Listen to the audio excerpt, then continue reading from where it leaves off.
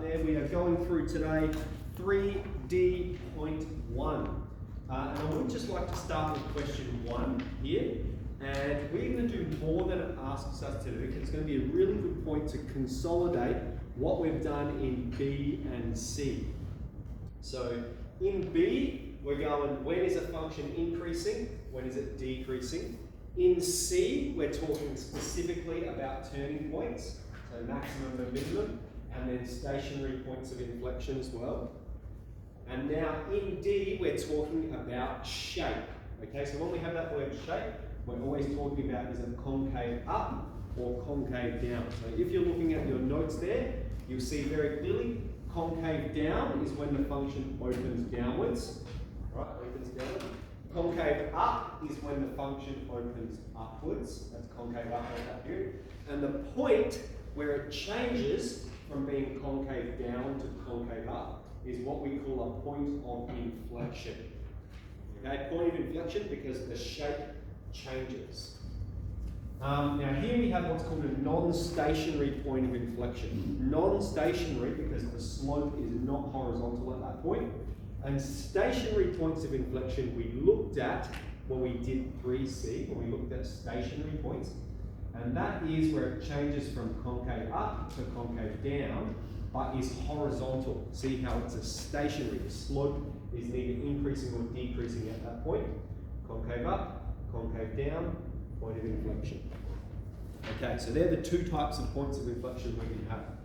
So with this problem here, we're going to go through what we've done in B and C. We're going to find all the notable features using calculus techniques. Firstly, with this function, we can look at it, and what you can see is it's decreasing.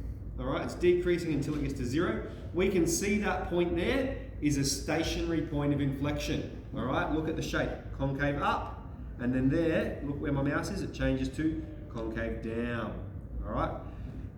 We can see there's a local minimum here, okay, and there's actually another point of inflection, and the more we do it, the more you're going to train yourself to see it. So we have concave up, concave down, where it changes, and then somewhere along here around x is 2, it changes to be back to concave up, okay, because then we have that opening upwards, and over this interval opening downwards.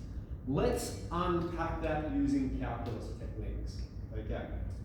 Firstly, we're going to find the first derivative. We're going to have 4x to the 3 take 12x squared. We want to draw the sine diagram of the derivative. So we need to find the roots.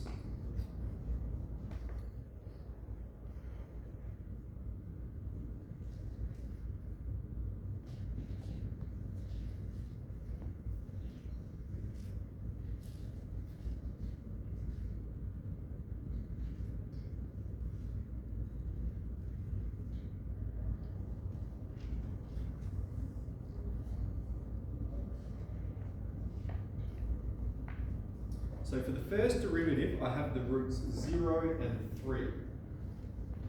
Furthermore, this is a cubic, okay? It's a cubic because the leading value is a power of 3.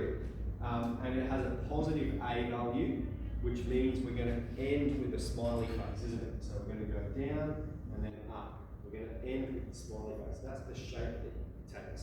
So that means it's, because this first root, it touches at that point, it means it's below, and then above. Okay, so we can get it like that, reasoning about it. We can also get it from sketching it. All right, if we can't see it, we can sketch it, which is 4x to the 3 take 12x squared.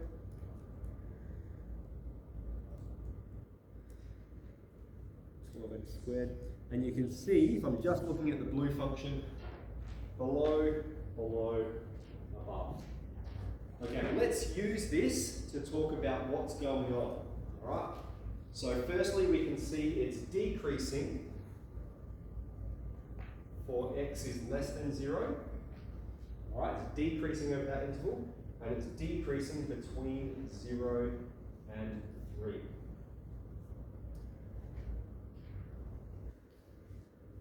Okay, how do we know that? Well, this is the derivative of the slope.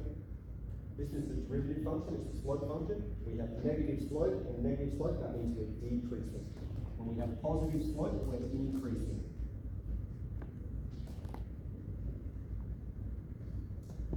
Okay, also from this sign diagram, we can see the stationary points.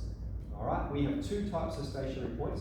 This one we can see is a local min. We're decreasing and then increasing. So we have a local min at x is 3. Okay,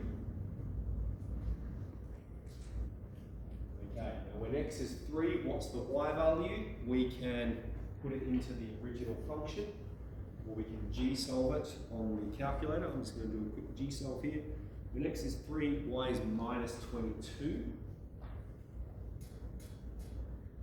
And the other thing we have is, because of this shape, all right, this is said very clearly in 3c, because we have negative, negative on the sign diagram of the first derivative, we have a stationary point of inflection. Stationary, that's how you spell it, POI, at x is 0. When x is 0, the y value is going to be 5. Okay, so we've got increasing, decreasing, we've got local min and stationary point of inflection. So let's think about that. What is the first derivative? It's the slope function. What does it tell us? It tells us when it's increasing and decreasing. It tells us when our stationary points occur. That is local max and min and stationary points of inflection. Okay, let's go on to find the second derivative. We're extending it now. Now we're going past 3b and 3c. We're moving into 3D.1. In 3D.1, we want to find the second derivative. Second derivative is going to be 12x squared, take 24x. Okay, we want to draw the sign diagram of the second derivative. Make it equal to 0, factorize.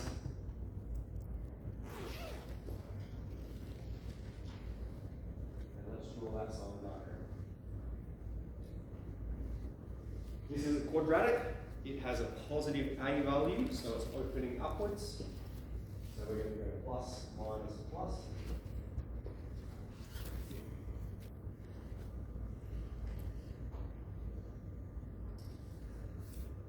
Okay. So that's the second derivative. Now the second derivative tells us a number of things. Okay. Firstly, it tells us where the points of inflection are. Okay, these are points of inflection, aren't they? Alright, so we have a stationary point of inflection. We already said this one at 0 to 5. Okay, so that's what I'm deriving from the sign diagram for the second derivative. X is 0, y is 5. We've also got that piece of information here. And we have a non-stationary point of inflection at x is 2. And when x is 2, the y value is, what's that, minus 11.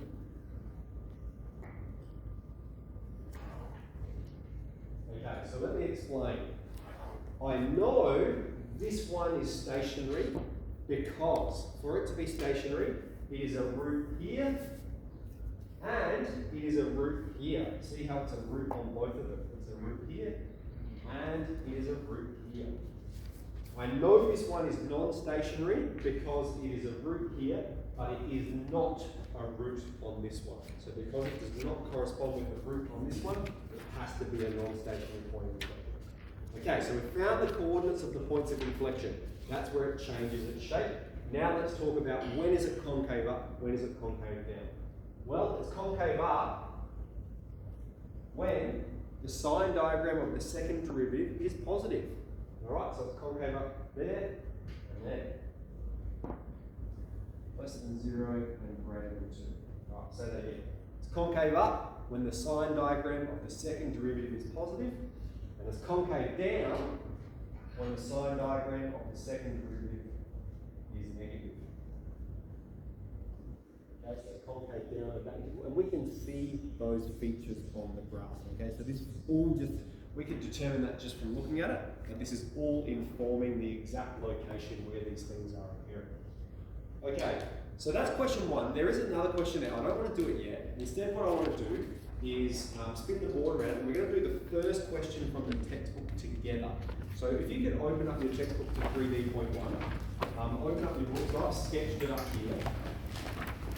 Because it's really starting to get us to think about the relationship between function, first derivative, and second derivative. Okay? Now, when we're looking at something like this, I'm going to look at that and go, that's a cubic. How do I know? There's 3 roots, and it crosses the x-axis at those 3 roots. Okay, all we're required to do is indicate at each coordinate is it positive, negative, or 0. So let's consider the function. Okay, what is the function? It's the y value. All right, at point A, the y value is positive. At point B, the y value is negative. At point C, the y value is positive. At point D, it's positive. And at E, the y value is 0. All right, so we're just asked, what's the y value? That's all the first function is asking us.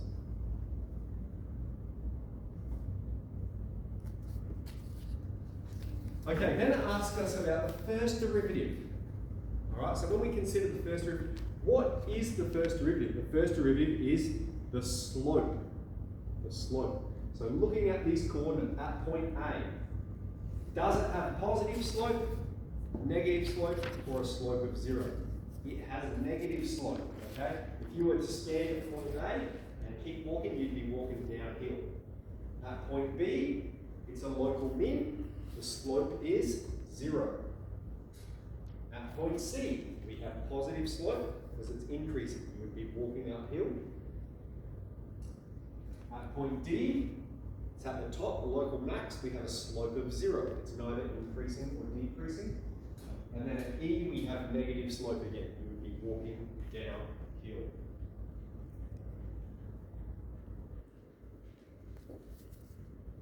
Okay. Second derivative. Right, I'm going to explain a couple of ways we can think about this one. Firstly, we should be thinking, looking at this, and we can see, I'll stick it right. We can see it's concave up here and concave down there. So we have a point of inflection at C, or thereabouts. So we're going to just assume it's at C. So we have concave up, concave down. Now we know when a function is concave up, okay, when it's concave up, the second derivative is positive. Right? That's what we've shown over here. If the second derivative is positive, it's concave up.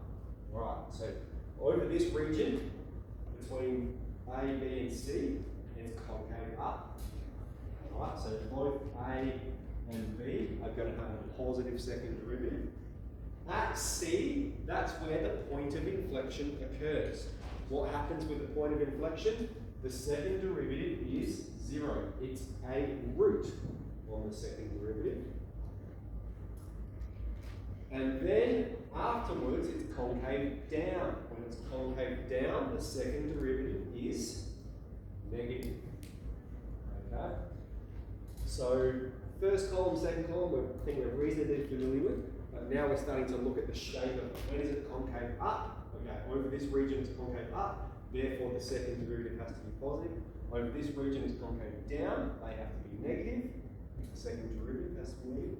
And this coordinate here, that's where it changes from concave up to concave down. That's the point of inflection. So the second derivative is 0. All right, any questions about that?